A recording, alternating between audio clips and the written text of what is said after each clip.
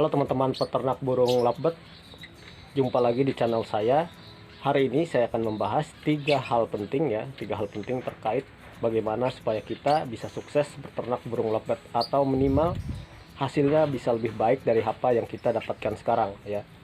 Itu semua tergantung kita. Oke, saya akan bahas satu persatu, dimulai dari yang pertama.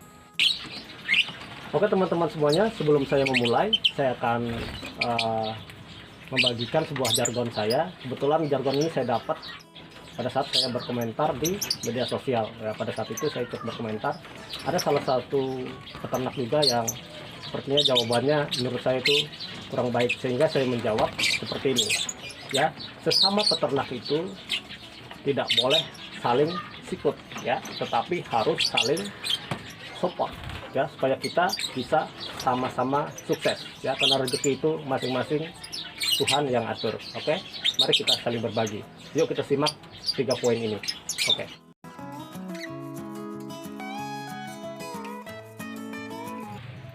Nah, yang pertama adalah pakan ya. Pakan yang kita kasih untuk ternakan kita. Jadi pakan di sini sangat menentukan dalam hasilnya. Burung lovebird sangat suka sekali memakan biji-bijian ya. Ada banyak jenis biji-bijian yang bisa kita kasih untuk burung lovebird kita ya.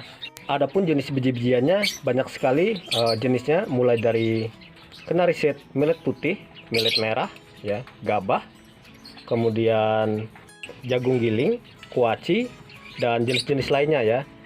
Tetapi yang saya perkenalkan di tempat saya ini, saya hanya menggunakan 3 jenis pakan biji-bijian ya. Dari sebagian jenis yang saya sebutkan tadi, di peternakan saya hanya menggunakan 3 jenis biji-bijian ini. Bisa dilihat ini terdiri dari gabah, millet putih, dan kenari seed ya. Menurut saya 3 jenis ini tidak mengurangi hasil dari ternakan kita. Jadi saya menggunakan 3 ini sudah cukup, dan ditambah dengan pur ayam seperti ini untuk nutrisi indukan dan anakan.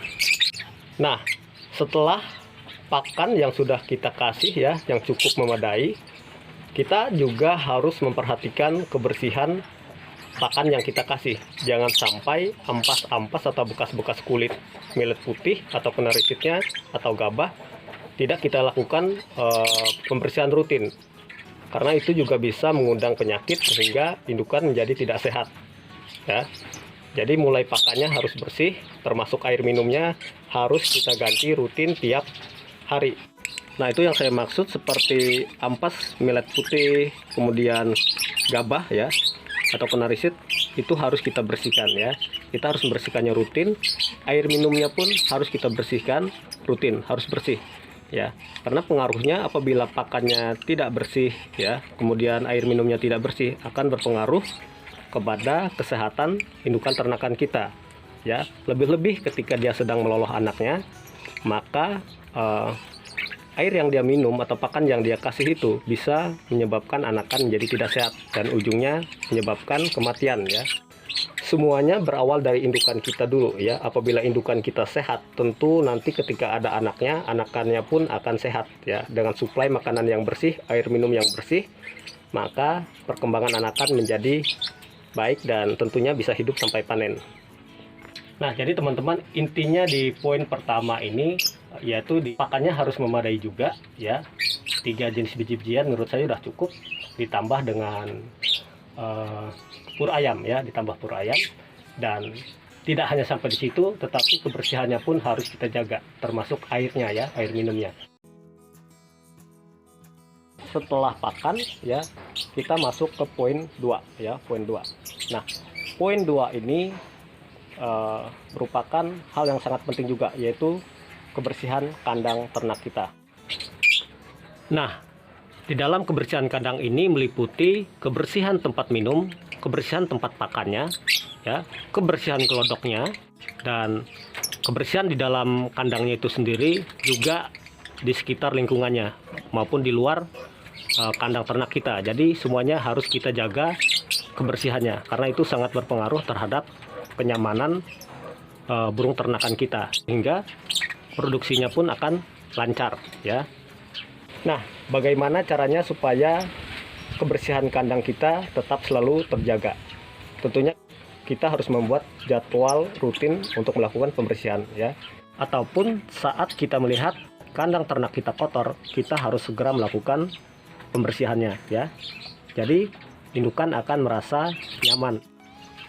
Nah, teman-teman peternak burung lovebird, kebersihan kandang ini sangat menentukan sekali dalam keberhasilan kita beternak ya.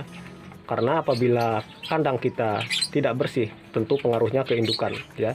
Indukan bisa sakit, kemudian ya pasti bisa macet dalam hal produksinya ya. Jadi kita harus melakukan upaya-upaya untuk menjaga kebersihan kandang ternak kita. Nah, di dalam kebersihan kandang itu juga termasuk kebersihan di dalam gelodok ya. Jadi gelodok pun harus bersih. Nah, ini akan saya kasih contoh bagaimana cara supaya gelodok kita tetap bersih ya. Kemarin saya ada kasih bahan sarang yang baru, kita lihat isinya.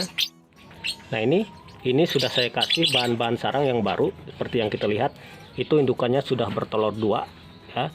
Sementara dia masih memiliki 1 anakan, tusana anakannya yang belum saya panen.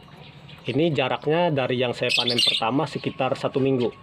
Pada saat itu ada telurnya masih 1 ya. Jadi ini walaupun dia ada anakannya, ada telurnya, tetap aman ya, karena gelodoknya juga bersih ya. Nah, jadi kesimpulannya di poin 2 ini, di dalam kebersihan kandang ya, untuk bisa sukses dalam ternak burung lovebird ini, kebersihan kandang sangat menentukan juga ya, sangat menentukan ya, baik kebersihan di dalam maupun di luar ya. Nah, kemudian poin ketiga untuk bisa sukses dalam ternak burung lovebird ini, poin ketiganya adalah gairah ya, gairah kita atau kecintaan kita terhadap ternakan yang kita lakukan. Gairah di sini termasuk kedisiplinan kita, ketelatenan kita, dan kesabaran kita dalam merawat ternak lovebird kita. Nah, di dalam poin ketiga ini sangat penting sekali dalam menunjang 2 hal, poin pertama dan kedua yang tadi ya. Apabila poin pertama dan poin kedua aja, maka saya rasa tidak cukup. Kita memerlukan poin ketiga ini, yaitu gairah atau kecintaan kita terhadap peternakan kita ya. Banyak teman-teman yang pada awalnya mereka memiliki gairah untuk beternak burung lovebird ini, tetapi seiring waktu mereka menemukan kendala sehingga gairah mereka menjadi berkurang ya. Semangat mereka menjadi berkurang sehingga ternakan mereka yang mengalami kegagalan atau tidak sesuai dengan keinginan mereka, harapan mereka mulai membiarkan ternakan mereka tidak terawat ya. Padahal itu salah. Justru kita harusnya lebih semangat bagaimana kita mencari jalan keluar untuk bisa sukses seperti teman-teman peternak burung lovebird yang lainnya ya. Jadi di sini peran kita selaku pemilik peternakan harus menjalin komunikasi dengan teman-teman kita yang memiliki profesi yang sama dalam peternakan burung lovebird ini. Jadi kita bisa berbagi pengalaman kita, bisa mencari kekurangan-kekurangan di peternakan kita dan kita sempurnakan di tempat peternakan kita. Nah, teman-teman, demikianlah 3 hal penting yang sudah saya sampaikan tadi untuk bisa sukses dalam beternak burung lovebird ya. Dan percayalah, semua peternak yang sudah sukses pasti sudah mengalami kepahitan dalam beternak, tetapi mereka ingin maju, ingin mencari jalan keluar untuk peternakan mereka sehingga bisa sukses. Saya pun pernah mengalami hal yang sama, tetapi saya tetap ingin belajar baik dari media sosial, teman-teman di satu kota yang sama-sama memiliki peternakan.